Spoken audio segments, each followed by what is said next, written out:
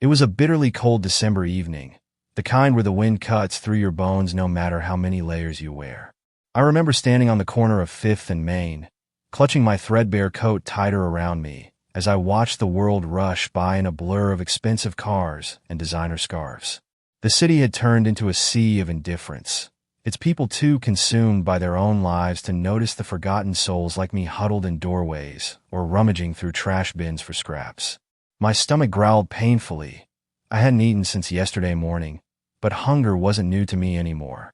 It was just another constant companion in this endless fight for survival. That's when I saw him, a little boy, no older than 6, sitting alone on the curb with tears streaming down his face. His tiny hands clutched at an oversized backpack that looked far too heavy for his small frame. He wore a bright red jacket, stark against the gray monotony of the street, but it didn't shield him from the biting chill. Something about him tugged at me. Maybe it was the way his shoulders shook with quiet sobs, or how he kept glancing around like he hoped someone would come back for him. Whatever it was, I couldn't ignore it. I hesitated for only a moment before reaching into the pocket of my coat. There, wrapped in a crumpled napkin, was the last piece of bread I'd managed to scavenge earlier that day. It wasn't much, a dry, crusty thing barely big enough to fill even half my empty stomach, but it was all I had left. For a second, doubt crept in. What if this was the difference between making it through tonight or collapsing tomorrow? But then I caught sight of the boy again, his lips trembling as he tried to stifle his cries.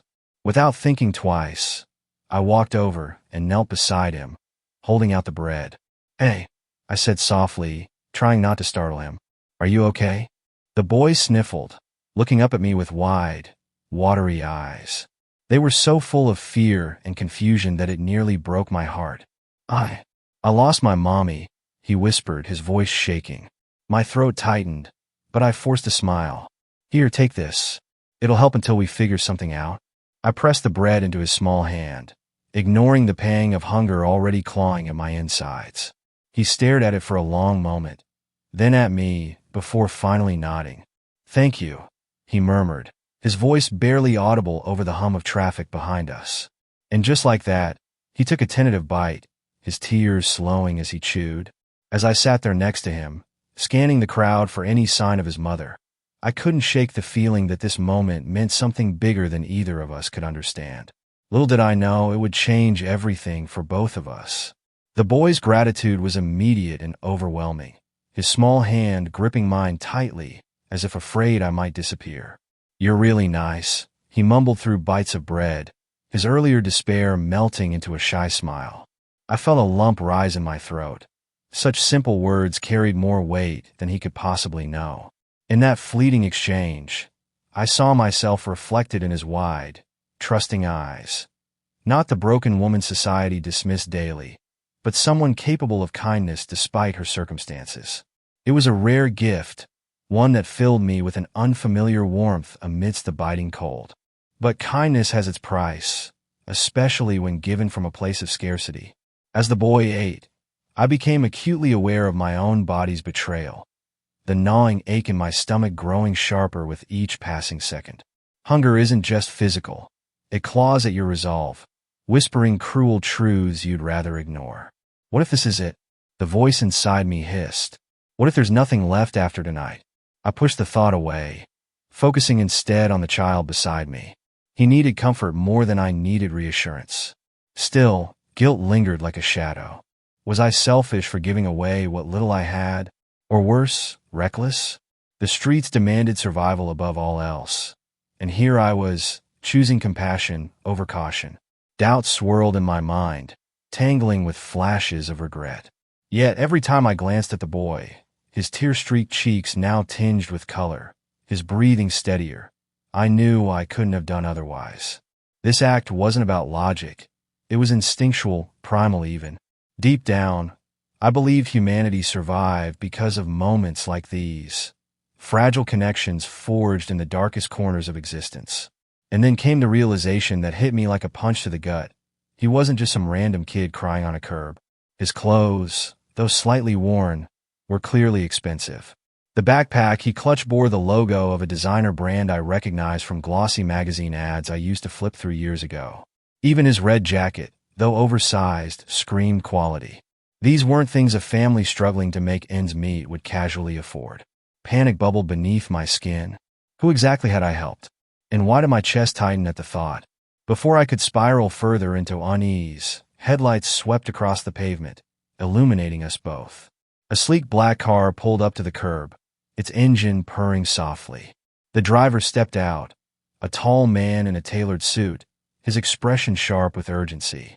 "Ethan," he called, relief washing over his features as he rushed toward the boy. Ethan scrambled to his feet, dropping the remaining bread in his haste. "Grandpa," he cried, throwing himself into the man's arms. I froze, rooted to the spot as reality crashed down around me. Ethan wasn't just any lost child. He was the grandson of someone powerful, someone whose name likely graced skyscrapers and headlines. The implications hit me like a freight train. Had I unknowingly crossed paths with forces far beyond my understanding? The businessman turned to me, his gaze piercing yet oddly softened. "Thank you," he said simply, his voice carrying a weight that sent shivers down my spine. "You've done something extraordinary today." His words should have brought comfort, but they only deepened the storm brewing within me. Extraordinary? No, I'd acted out of desperation, out of hopelessness masquerading as altruism. Now, staring into the eyes of a man who radiated authority and wealth, I wondered, what had I unleashed? The next morning dawned with an eerie stillness, the kind that makes you question whether the world outside your window is real or just a figment of your imagination. I woke up curled on the same park bench where I'd spent countless nights, my body stiff from the cold, and my mind replaying the events of the previous evening like a broken record. The memory of Ethan's tear-streaked face haunted me, intertwined with the unsettling image of his grandfather stepping out of that gleaming black car. Something about the man's presence had unsettled me deeply, though I couldn't quite put my finger on why.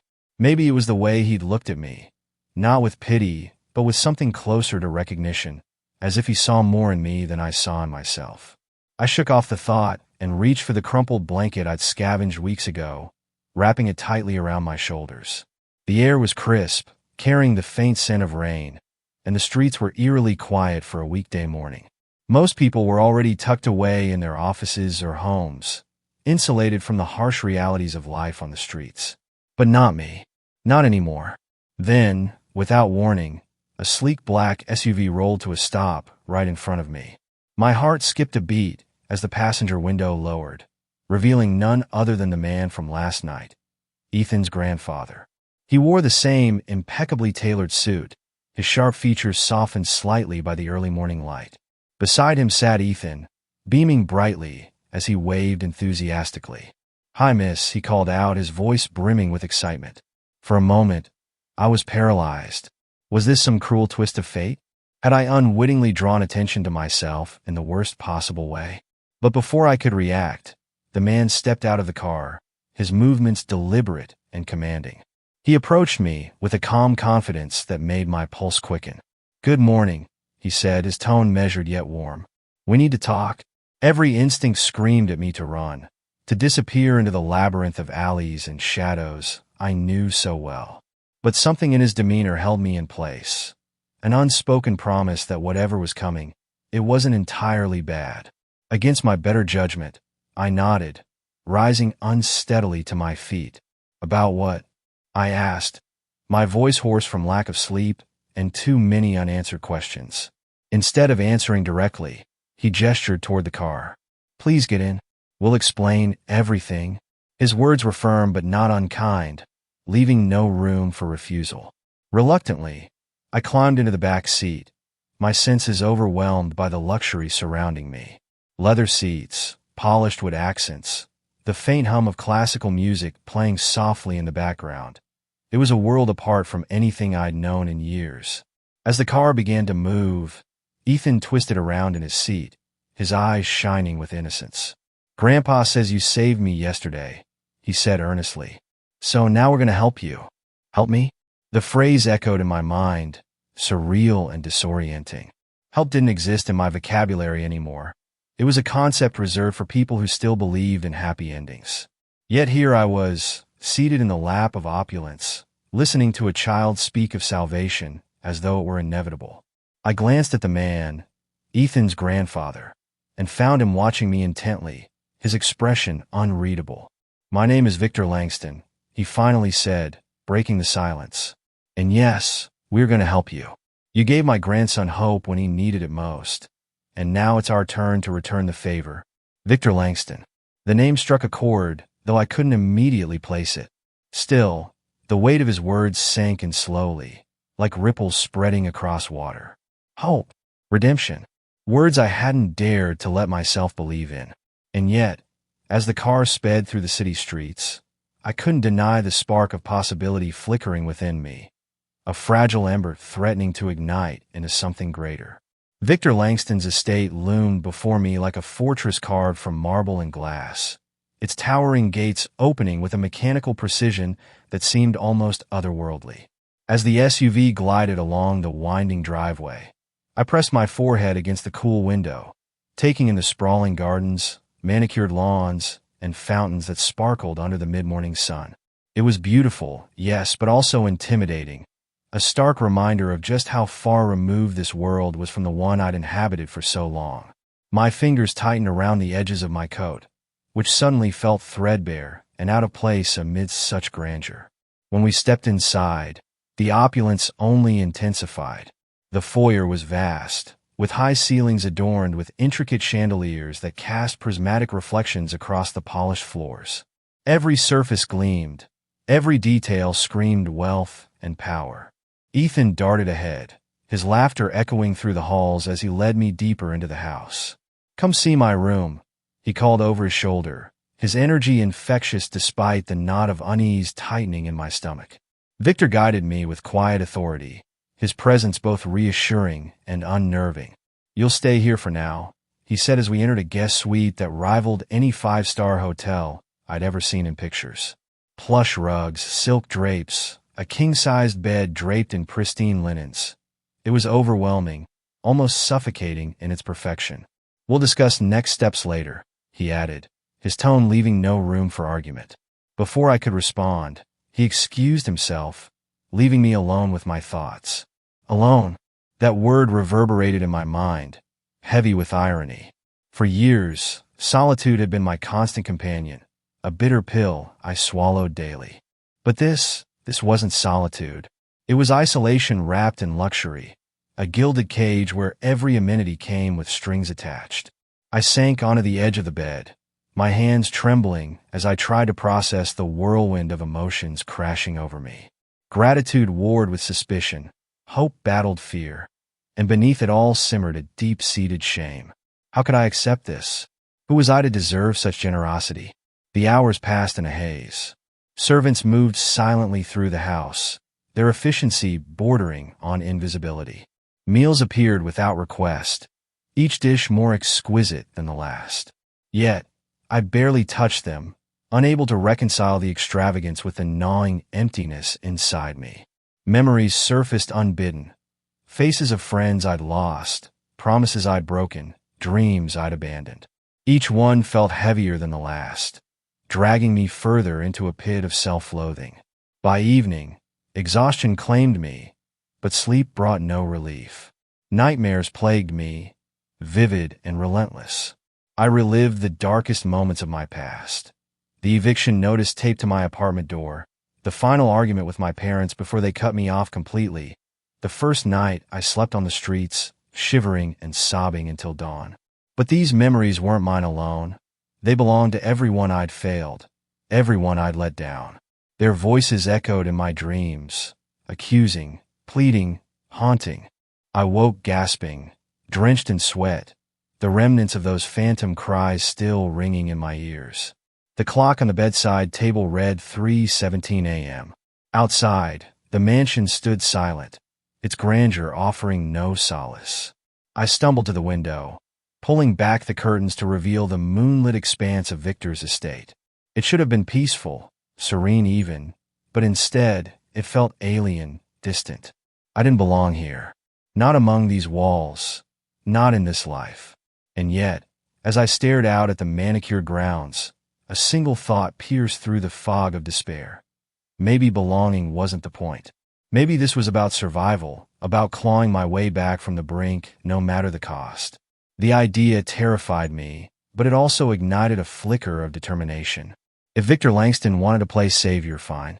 I'd use whatever he offered, but on my terms, because buried beneath the guilt and the fear was a spark of defiance, a stubborn refusal to let my story end in defeat. The days blurred together in a whirlwind of opulence and unease, each moment steeped in contradictions. Victor's generosity was boundless, yet it came with an unspoken expectation that I couldn't quite decipher. He introduced me to his inner circle, business associates, lawyers, even a PR consultant who spoke of rebranding me as though I were a product rather than a person. At first, I played along, nodding politely while my mind raced to keep up. But the cracks began to show when I overheard snippets of conversations I wasn't meant to hear. One evening, as I wandered the mansion's labyrinthine halls, I paused outside Victor's study. The door was slightly ajar, and his voice carried sharply through the gap. "She's useful for now," he said, his tone clipped and calculating. "But don't underestimate her. People like her are unpredictable." My breath hitched. People like me. The phrase stung, cutting deeper than any insult. I leaned closer, straining to catch more. Another voice joined his, low, smooth, and unmistakably familiar. It belonged to Marcus Hale, a name I vaguely recognized from news articles about corporate scandals and hostile takeovers. "Useful how?" Marcus asked, skepticism lacing his words. "You think she'll stay loyal once she realizes what's at stake?" Victor chuckled, a sound devoid of warmth. "Loyalty isn't required. Compliance is. Besides, she owes us. She'll do what's necessary." My fists clenched involuntarily. Owe them? Did they truly believe kindness could be repaid with servitude? Anger surged within me, hot and consuming, but I forced myself to stay silent, pressing closer to the doorframe. Their conversation shifted to something darker, cryptic references to assets, leverage, and cleaning up loose ends. My stomach churned. Whatever they were planning, it wasn't charity. It was control. The revelation rattled me, but it also ignited a fire I hadn't felt in years. If Victor thought I'd be a pawn in his game, he was sorely mistaken. Determination hardened my resolve. I wouldn't let him, or anyone, dictate my future. That night, I began piecing together fragments of information, eavesdropping on hush phone calls and studying documents left carelessly on desks. Slowly, a picture emerged. Victor wasn't just a wealthy benefactor. He was a master manipulator, weaving webs of influence and power that ensnared everyone around him, including Ethan. Speaking of Ethan, our bond grew stronger with each passing day. He sought me out constantly, eager to share stories about school, his favorite books, and the adventures he dreamed of having. His innocence was a balm to my frayed nerves, a reminder of why I'd stepped into this tangled mess in the first place. But even he wasn't immune to Victor's machinations. One afternoon, as we sat in the library playing chess, Ethan confided in me. "Grandpa says you're going to help us," he said, his brow furrowed in concentration as he moved a knight. "He says you're brave." Brave. The word lodged itself in my chest, heavy with implication. Brave enough to confront the truth? Brave enough to protect him? I studied Ethan's face, so open and trusting, and vowed silently that I wouldn't let Victor exploit him, or me, any longer.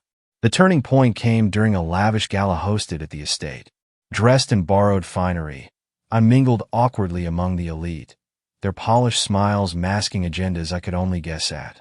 Victor introduced me as a remarkable individual with a unique perspective, his words dripping with condescension. I smiled politely, seething inwardly, until Marcus approached me with a predatory grin. "You're fitting in well," he remarked, his gaze sweeping over me like an appraisal. "But don't forget your place." My blood boiled, but I masked my fury with a saccharine smile. "Oh, I know exactly where I stand," I replied, my voice sweet yet laced with steel. "And trust me, it's not where you think." His smirk faltered, but before he could respond, Ethan appeared at my side, tugging on my hand. "Miss, come see the fireworks," he exclaimed, oblivious to the tension crackling between us. I allowed him to pull me away, grateful for the distraction. Later that night, as the fireworks lit up the sky, I made my decision. I wouldn't wait for Victor to reveal his plans or manipulate me further.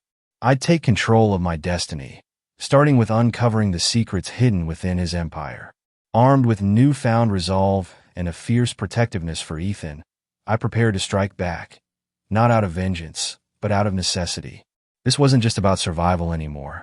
It was about reclaiming my agency, proving to myself that I was more than the sum of my mistakes. And if Victor underestimated me, so much the better. Let him believe he held all the cards. He had no idea what I was capable of. The plan unfolded in stages, each step calculated, yet fueled by raw emotion. I started small, using the access Victor unwittingly granted me to gather intel. Late at night, when the mansion fell silent, I slipped into his private office, my heart pounding as I rifled through files and encrypted devices. It wasn't easy. Every creak of the floorboards felt like a gunshot in the stillness, but I persisted, driven by a clarity I hadn't known in years. The pieces began to fit together. Victor's business empire wasn't built solely on innovation or hard work. It thrived on exploitation, coercion, and backdoor deals that left countless lives shattered in its wake. Among the documents, I discovered evidence linking him to illegal land acquisitions, embezzlement schemes, and even attempts to silence whistleblowers. The man who had extended a hand to save me was drowning others without remorse. With every revelation, my resolve hardened. This wasn't just about exposing Victor. It was about dismantling the system that allowed people like him to thrive while crushing those beneath them. I reached out cautiously to allies, testing the waters with carefully worded messages to journalists and activists who specialize in corporate accountability. One name stood out: Rachel Chun, an investigative reporter known for her tenacity and moral compass. She agreed to meet under the guise of discussing philanthropy opportunities, and over coffee, I laid out the evidence I'd gathered. Her eyes widened as she flipped through the documents, her initial skepticism giving way to determination. "This could bring him down," she whispered, her voice tinged with awe. "But you realize what this means for you, right? Once this goes public, there's no going back." I nodded, my jaw set. "I know, and I'm ready." Back at the mansion, I played my part perfectly, maintaining the facade of compliance while secretly orchestrating the final phase of my plan. Ethan remained my anchor, his unwavering trust bolstering my courage. One evening, as we sat together watching the sunset, he asked innocently, "Will you always be here, miss?" The question caught me off guard, and for a moment, guilt threatened to overwhelm me. But I forced a smile, ruffling his hair gently. "Always in spirit, kiddo," I murmured. "No matter what happens." When the exposé hit, it was like a bomb detonating in slow motion. Headlines screamed accusations, social media erupted in outrage, and shareholders demanded answers. Victor's empire crumbled overnight, his carefully constructed facade reduced to rubble. As the authorities closed in, I watched from afar, my chest tight with conflicting emotions. Justice had been served, but the cost weighed heavily on me. I'd betrayed the man who had once offered me salvation, however flawed it may have been, and yet I couldn't regret it. For the first time in years, I felt alive, not defined by my past mistakes, but empowered by the choices I'd made to rewrite my future. In the aftermath, I disappeared from the public eye, severing ties with the world of wealth and privilege forever. With Rachel's help, I secured a modest apartment and a job at a community center, dedicating myself to helping others navigate the same struggles I'd endured. It wasn't glamorous, but it was real, and for the first time, that was enough. On quiet nights, I'd sit by the window, staring at the city skyline and remembering the journey that had brought me here. Painful as it had forged me into someone stronger, wiser, and infinitely more compassionate. I wasn't the same woman who'd given away her last piece of bread on a cold December evening. I was someone new, someone free. Looking back, I can't say I regret a single moment of the chaos that reshaped my life. Sure, there were nights when the weight of what I'd done pressed down on me like a leaden blanket, forcing me to confront the darker corners of my conscience. But those moments weren't regrets. They were reminders. Reminders of how far I'd come, of the strength I'd uncovered when survival demanded more than just enduring, but fighting back. Every choice I made, every risk I took, taught me something invaluable about resilience, justice, and the fragility of human connection. The most profound lesson, though, wasn't about revenge or vindication. It was about redemption. Helping others, especially Ethan, reminded me that kindness isn't wasted, even when it feels like you have nothing left to give. That small act of sharing my last piece of bread wasn't just an impulse. It was a lifeline thrown into the void, connecting two strangers in ways neither of us could have anticipated. And while Victor's downfall might seem like poetic justice, it wasn't vengeance that drove me. It was the desire to protect the vulnerable, to dismantle systems that preyed on desperation. Now, as I walk through the bustling streets of the city, I see faces that mirror my own past. Haunted eyes, weary shoulders, and hearts clinging to hope. They remind me why I chose this path, why I continue to fight for those who can't fight for themselves. Life doesn't offer second chances lightly, but when it does, you hold on with everything you've got. Because sometimes, the hardest battles aren't fought against others. They're waged within ourselves. And winning them, that's the greatest victory of all.